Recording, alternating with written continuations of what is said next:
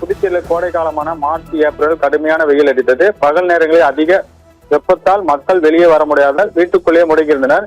இந்த நிலையில் வெயில் இருந்த மாதமான தொடர்ந்து கடந்த 4ஆம் தேதி அக்னி நட்சத்திரமான தொடங்கியது. நாளிலிருந்து மழை பெய்தது. அதன் பிறகு மீண்டும் வெயில் அடித்தது. தொடர்ந்து அதிக அளவு வெயில் பதிவாகி வந்தது. இந்நிலையில் இன்று இரவு அதிகாலை முதல் இடி மின்னுடன் லேசான மழை பெய்தது. அவ்வப்போது விட்டு விட்டு பெய்து வந்தது.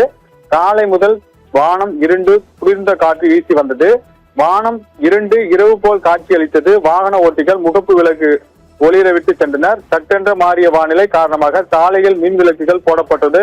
சிறிய கடை முதல் பெரிய வணிக நிறுவனங்களில் மாலை நேரம் போல் மின் விளக்குகள் போடப்பட்டிருந்தன. இந்நிலையில் பாத்தீங்கன்னா லேசான மழை திடீரென கனமழையாக மாறியது. 1 மணி நேரத்துக்கு கனமழை பெய்தது. நகர பகுதியினர் ராஜ்பவன், உப்பளம், உருளையன்பேட்டை, காலாப்பட்டு, லாஸ்பேட்டை, முதலியார்பேட்டை, தட்டாஞ்சாவடி என நகரம் முழுவதும் மழை பெய்தது. இதே போல் பார்த்தீங்கன்னா கிராம பகுதியினர் பாகூர், வில்லியனூர், திருக்குனூர், புசூடு ஆகிய பகுதிகளிலும் மழை பெய்து வருகிறது. இந்த திடீர் மழை காரணமாக மக்களின் இயல்பு வாழ்க்கை முழுமையாக பாதிக்கப்பட்டுள்ளது. தாழ்வான பகுதியில் மழை நீர் தேங்கியுள்ளது. ஆனந்தி.